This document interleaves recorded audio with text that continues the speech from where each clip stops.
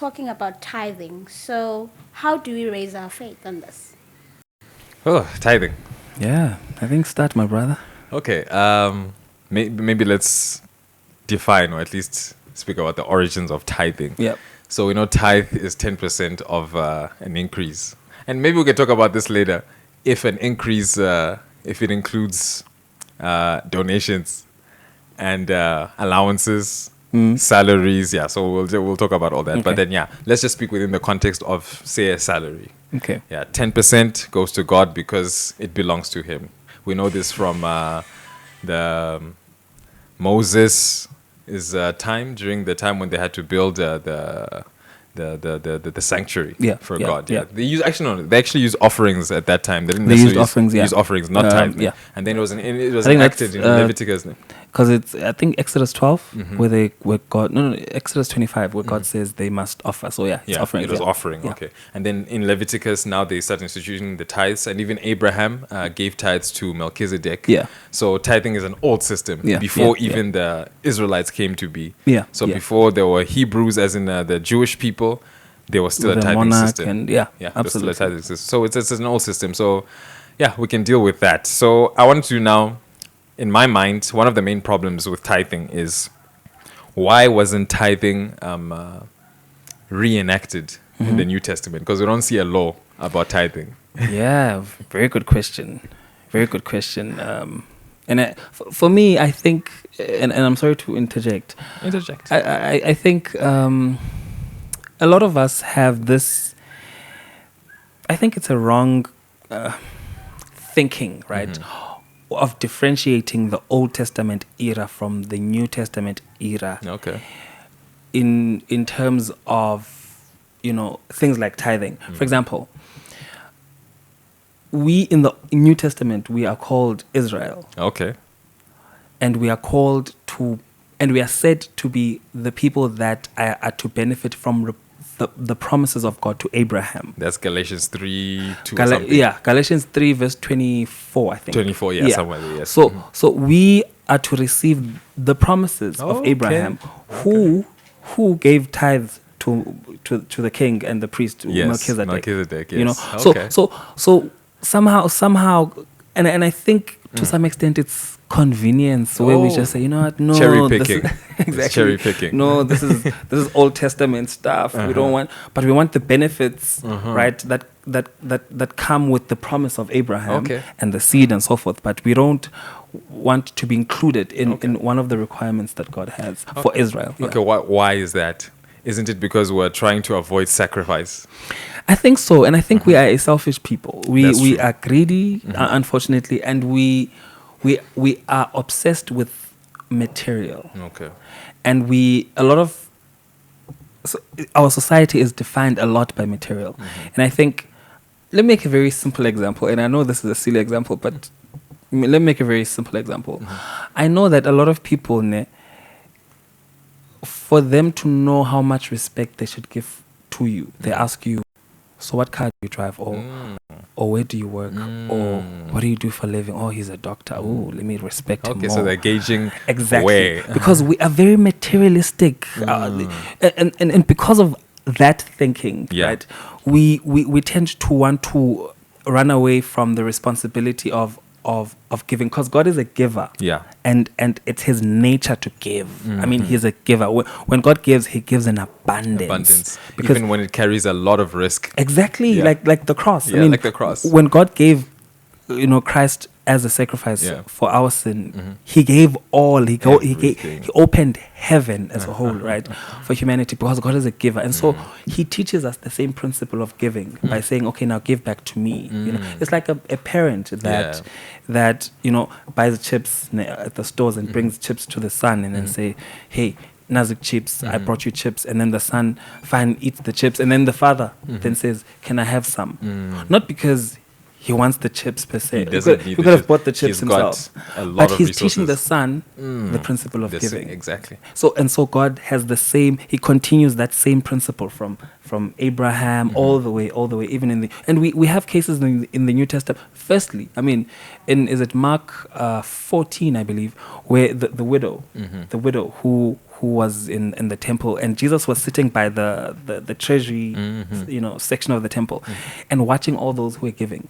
And the widow came and and Jesus praised her for the way For a that she little gave. man. I actually wanted to talk about that, and I'll get into that for actually a specific purpose. Yeah, But yeah. yes, continue, because No. that story. No, I That's think get in it. Should I get into that one Please, now? Because before I get into that, I wanted to talk about even the Sabbath. Yeah, yeah. Because the Sabbath was not reenacted in the New Testament as well. Actually, let me read a quotation from the Review and Herald. This is the Review and Herald, May 16, 1882. It says, "In like manner, the tithe of our income is holy unto the Lord."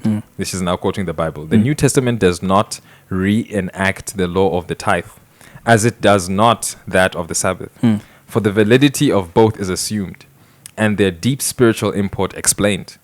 While we as a people are seeking faithfully to give to God the time which he has reserved as his own, shall we not also render to him that portion of our means which he claims?" So she says, the Sabbath was not reenacted. Just the same way when the rich young ruler came to Christ and told him, like, what should I do to inherit the kingdom? Then God now mentions Christ. He mentions the part of the 10 Commandments that guy claimed to have been keeping. Yes, but he did not mention the first part that had to do with God, because he assumed that, because those guys were Jews, they were big on honoring God and all the stuff, but they neglected the duty to man, to their fellow men. So the reason why if God did not reenact the Sabbath law, the first commandment, the second, the third, and the fourth, does that now mean that we can do away with the first 4 commandments? In other just words, because we Christ can now didn't do it? worship other gods, Yes, and worship images and break the Sabbath the and Sabbath curse God and curse God. yeah, just because he didn't reenact it, it still stands. Yeah, we don't absolutely. see any reenactment of that. So, in my opinion, it still stands. And when I looked at the tithe issue, it teaches us of sacrifice, and it's a continuous pledge of allegiance to God. It's a constant what you call this test. Because if we're not constantly tested, how is our faith going to be raised? Absolutely. How will it raise our faith? Exactly. and on that point, that you see, tithing and offerings, they teach us reliance on God. Okay. Because God is the source of everything That's that we true. have. And God is in charge of our lives. And if you trust God to be Faith. resourceful enough Yes. to, Jesus makes a very powerful statement. He says, have you seen a bird plant a field? And yet God provides for that bird. They don't plant a field. Nothing. They don't go and plant and then plow and harvest. But they eat every day Every because day. God provides for them. And then Jesus turns and says, how much more for you? Imagine. Imagine the image of God, right? So my point being that God is so caring and he has abundance, and his plans are just beyond, and they're just beyond us, right? And so if we trust him, we will know that we trust him more than we trust the monies that we have. We trust him more than we trust our income and our and the produce of our field. And so we will give to him to honor him and to show our allegiance to him more than our material. That's true. And the faith that you're speaking of, that trust, if you trust that it is God that gives and that enriches, why would we want to trust him in his promises but not trust or have faith that what he wants back, he definitely wants back, and it is really enacted? Absolutely. It's And a that's proof. actually, that's quite a powerful statement, actually. You see, it's cherry picking still. God said, I will give you when you ask me in my name, according to my will, I'll do everything you want. But when you gain, if you don't want to give it back to him, you believe, he doesn't want this. This is an old thing. It's an old sentiment. But it's the principle. I remember you were speaking once about principle, that even in the Bible, even though it does not say, do not smoke, the principles that are in the Bible that are laid down of health and taking care of your body, it belonging to God. To God. Because the Holy Spirit dwells in it. Therefore, we know by principle you shouldn't smoke, and it would be a sin to smoke. Absolutely. So even with the tithe, it is a show of sacrifice and actually giving back. Offering is way more important technically, or at least they're in the same line as offering. But tithe belongs to God. Absolutely. It's robbery. I hear you guys. So, Fundo, I hear you speaking about us being referred to as Israel. Who are we, and why are we referred to as Israel, and why is tithing so important to Israel? So That's a good question. That's a very good question. and you know when a question is good, it's also difficult. So why are we Israel? Well, so when God established, and I use this word carefully, when God established the Israelite nation through Abraham and the promise that He makes to Abraham, it was, He says, right, to quote, and I'm just paraphrasing, that He says it is so that it may be a blessing, or He may be a blessing to the world, not just to His nation, Everybody. but to everyone. So this Israelite nation was a blessing to the whole world. And so God then establishes this small nyana monarchy, this small group of people, right? And also and teaches them His principles through ordinations, through things like the sanctuary and the feast and tithing and so forth, to teach them certain principles. And of course, we even see the health principle, many things, civil issues, and so all sorts of things, justice and things like that. You know, so to establish a group of people, right, that will express His ideas, express His character, express His image, express the truth, right, about God, about salvation, about the situation of mankind, like sin, right? And so, and then now the Israelites, the physical Israelites, rejected Jesus, right? They crucified Him on the cross. They continued to reject Him. And so God says, okay, because this was so that it may be a blessing to the world, I'm going to open up the term Israel, not now to only include the physical Israelites, but everyone who accepts Jesus, who accepts this gospel that the Israelites were pointing to through their traditions, through the sanctuary and so forth. This gospel that Jesus is, right? And so we are then adopted. Then Paul uses words like adopt. We are adopted into the family of God. We are now the children of God, not by birth, right, but by acceptance. We are born again into the faith, born in the spirit. It says we are born in the flesh physically, but now we need to be born again in the in the spirit, so that we are born of God. And so in that sense, we become the children of God, and we adopt all the principles of God that God had told the Israelites to keep. We now keep them in the context of the present truth. The present truth now is that, okay, Christ has died, so there's no need for a sacrifice. There's no need. No shadows. All the things that pointed to Christ, we don't keep them anymore. But is tithe a shadow? The tithe is not a shadow. It cannot be a shadow of things to come. Tithe is not a shadow, right? The Sabbath is not a shadow. It's not a shadow. For that matter, the Sabbath was established even before sin. Before, exactly. So it definitely isn't a shadow. But God also uses those to also teach principles, because God uses also the Sabbath, and I know I digressed a bit, but to come to your point, that God uses even these things like the Sabbath and tithing to express principles of salvation, principles of dependence, right? Because on the Sabbath, we don't create because God did not create. God never created on Sabbath and instructed us, do not create on Sabbath. Do not produce because I did not produce on Sabbath. Okay. In honor of the fact that no one else is important, no material is important on Sabbath but God. Except God. Because nothing came to existence or nothing was brought to existence on Sabbath except God's presence, because He spent time to bless time. Okay. Right. Okay. So that principle is very important, and we see that even in our salvation, because it teaches us something about salvation. Also, even tithing teaches us, as I said earlier, it teaches us about dependence on God, but it also teaches us the principle, the Christological principle, that through one portion, the rest is saved. Okay. So through 10%, it's sanctified. Exactly. Okay. Through 10%, the 90% is then sanctified. Okay. Through Christ, the rest of the world was saved. Okay. So it's also, and I mean, this goes beyond. I could talk forever. You know, literally, this goes even beyond the tithing and the Sabbath. Even nature teaches us about these principles of God. So my point being that,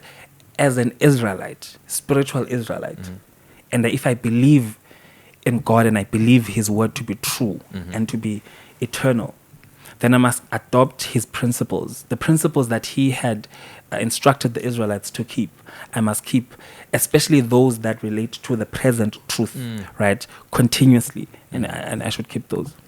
That's So cool. I hope I've answered your question. No, definitely. Yeah. So basically, what you're saying is that the Israelites are those people that kept his truth and his gospel. It's not necessarily like a physical thing where you have to be Israelite. So they were keeping they were the custodians of truth. Sure. God revealed himself to them so that they may share the world. They may share the truth with the world, world. right?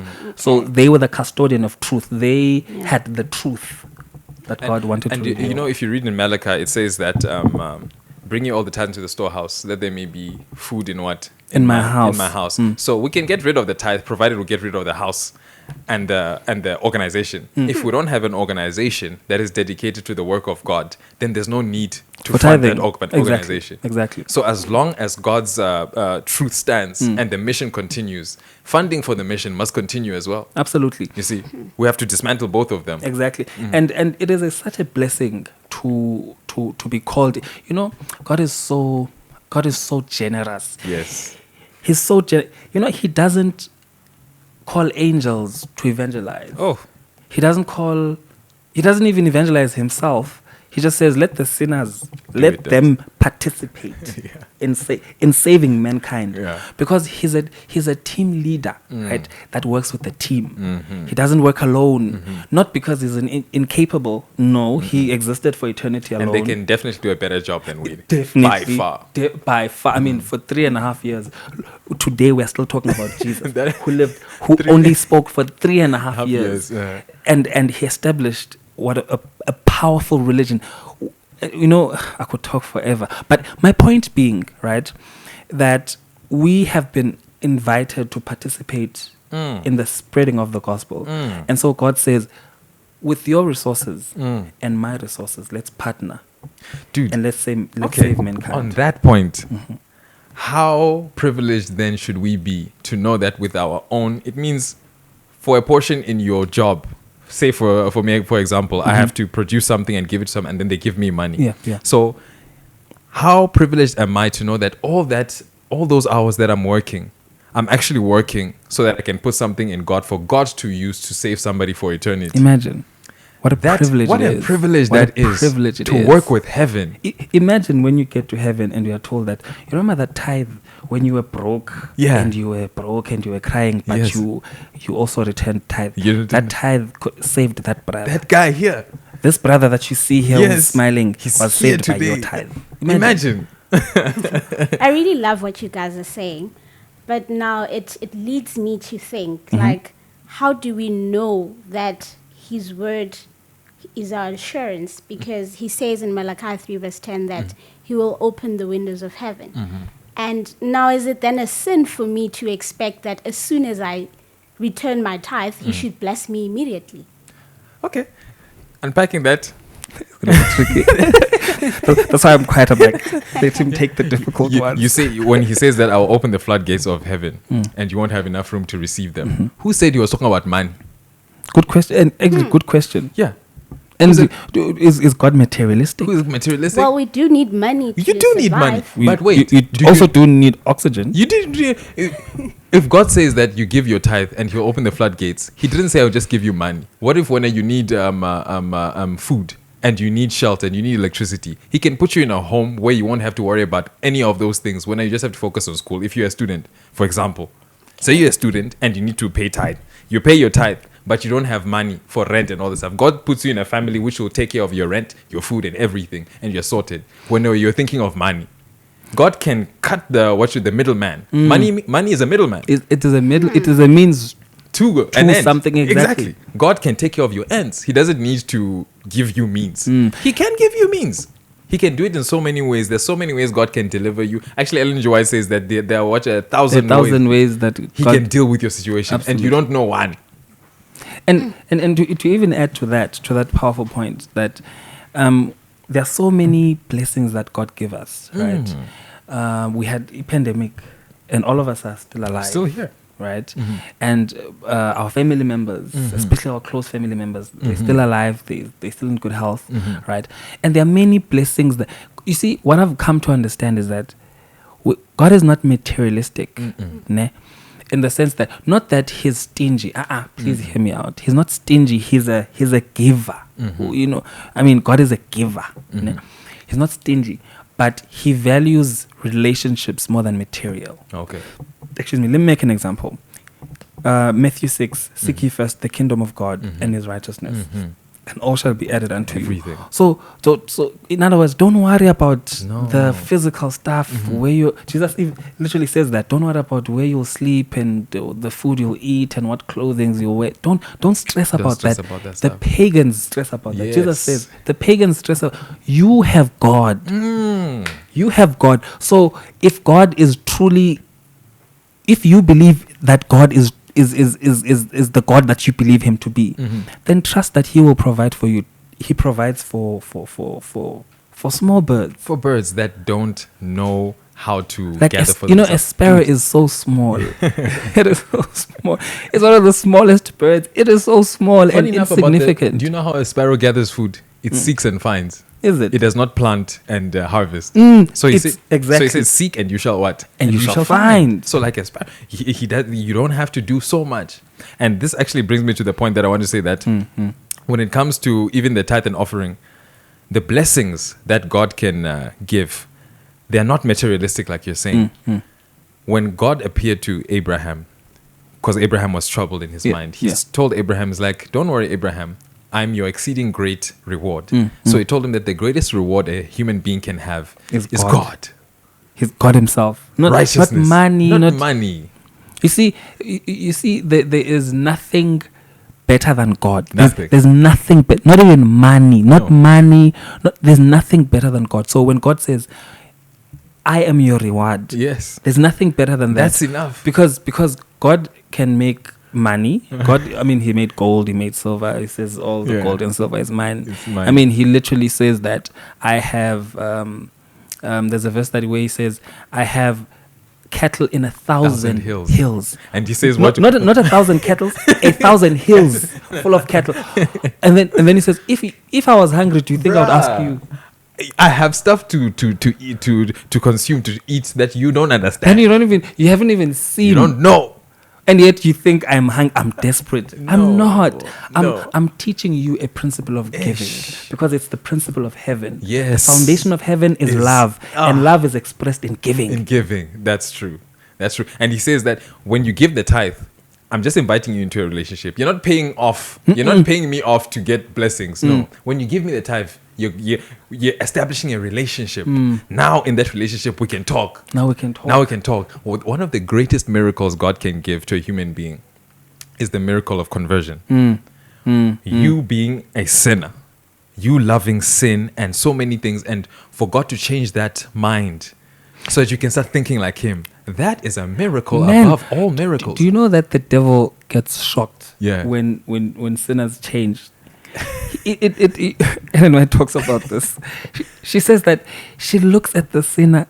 He looks at the sinner with amazement and wonder. I'm like, what happened? What happened? I had this guy. I thought I had him. This one was a womanizer. He was a serial killer and a serial rapist. But look at him now, he's preaching. And he hates sin. And I've tried so much. I've tried all the things that he likes. So it is one of the greatest miracles. By far. A change of a human heart. And how do you get to this? Through relationships. Absolutely. And tithe is a relationship. Absolutely. It's a relationship with God. Absolutely. I think maybe for my last point, do you want to say something? Yeah, because I wanted to say that we have and I want, in fact, to emphasize a point that we made earlier, that we have been given the privilege to participate in the ministry that God owns, but he brings us together as this body of faith and says, okay, let's work together. You and I, let's work together. And so we participate people participate in this ministry by preaching, by singing, by teaching and so forth. Others participate by funding. Yes, right? by funding. They may not have the gift of singing, they may not have the gift of preaching or whatever, but their funds, their resources that God has given them, they pour them to the church. They give so that the mission can continue. Can fund the projects to build schools and hospitals and to have evangelistic campaigns and so forth, which are all aimed towards ministry and the saving of humankind. Sense. Yeah. And that makes sense. And I think just before I think Adjudicator is going to close me soon, but I think just to anticipate your question as to what if, or how do we know where the funds are going? That's one of the top questions. How do we know where the funds are going? Yeah, that was your question. My question. Yes. Where do the funds go? How do we know? And just off the bat, it doesn't matter. Honestly. It doesn't matter. Actually, that is a question that church administrators, that's their job to deal with. As an individual, yours is to give. That's all. And I agree with, the simple and short of it, it does not matter. When you have done right with God, and when your heart and when you have done right with God, what they do with that money, because anyway, it's not yours. It's not yours. You've Actually, intended. Are you angry about what other people are doing with God's money? That means I can be angry about what you're doing with your tithe. That means I must come and say, Mfundo, where's your tithe? What did you do with it? I must be angry. Or even be angry that you've broken the Sabbath. Yeah, because it's God's time. It's God's time. You've broken we the should Sabbath. Call you into, and we should deal with you. But I can't do that. You can't do that because I've done my part. Yes. And if I trust God, I will let Him do His part. And next to your name in the books of heaven, it'll be written sacrifice. Exactly. You sacrificed. Exactly. Going back to the story of the lady in Luke 21, when he was looking at that lady and he saw that she put in the little that she had, did Christ not know that those people, the Jews, were using those funds? He knew. Why didn't he give the disciple? Why didn't he give them a mandate? I have a verse on that. Yeah, please. Why didn't he give them a mandate saying that you see what she did? She should have brought that money to me because I wouldn't have misused it. But he said, "Let her give," and she gave. Absolutely. He would have told her, or even him, that she's giving the wrong way. She should go and give where it will not be misused. Mvundo mentioned earlier that we're in a church where people have different talents and different contributions to the church. People are singing wrong music. People are preaching wrong doctrines. People are praying wrongfully. So in every part of the ministry, there's something wrong because there's sin in it. Does not mean we should stop and shut everything down. You cannot control the people. You cannot control church administrators. What your individual responsibility to do is sacrifice. Because even in Israel, there were corrupt priests who stole. There was corruption. Aaron's sons, Eli's sons. Exactly, but God still commanded the Israelites, give. Your job is to give. And who did God deal with? Did He deal with the people, or He dealt with the? He dealt with those who were corrupt. Yes. Exactly. Now let me read a verse, Matthew 23, on the same breath. Same lady. Matthew 23 and verse 14. Woe to you! Now Jesus is speaking to the Pharisees. Woe to the scribes and the Pharisees, hypocrites! For you devour widows' houses, and for a pretense make long prayers. Therefore, you will receive greater condemnation. What is Jesus saying? So the Pharisees, what they would do when a widow loses the husband as well as the son, because in that time a wife could not possess any wealth, right? A woman. So wealth was always given to the son or the husband, of course, if the husband is still alive. So when she loses her husband as well as the son, the Pharisees would then make long prayers and make powerful words to seduce her, exactly, and to seduce her. I'm using this word carefully, to seduce her into giving them all that, because it was going to be taken by government. So might as well just let's make long prayers so that she gives to the church that, Lord, we are hungry as your servants, and there are people who are going to give government money instead of us. We ask that you speak to their heart. That's blackmail. Exactly. So they make such prayers so that she may give her house, her wealth, her land, everything to these priests. And so Jesus says, you hypocrites, woe unto you, for greater condemnation is coming upon you for what you've done. So when this woman was taking these 2 nyana coins, that the remainder that of she had, her wealth that she had, and she gave all to God because she trusted God enough to sustain her. And next to her name it will be counted for righteousness. Absolutely. And for them, unrighteousness. Absolutely. So Absolutely. tithe, I guess we have nothing to do with where it ends as individuals with a mandate from God, because we're being called into a relationship with God, like you said. So yeah, I think adjudicator, So, does that raise our faith? Thank you so much, gentlemen. I think for me, I've learned that the principle here is sacrifice and obviously obeying God, because he says give. He doesn't mention the part where I'm now curious to know where the money is going. Okay. But the most important thing is actually sacrifice and obeying what God Absolutely. says. And I think the other thing is obviously having a relationship with God and believing that it's not only about money, Yeah. but he can bless me in other ways that I may not think of, because the only thing in my head Is is money. just Material. money. Yeah. Material. Material Yeah. things. Yeah. So that's all about Yeah, tithing. man. Thank you so much, gentlemen. Thank you very Thank much. you. Thank you for having very us. much.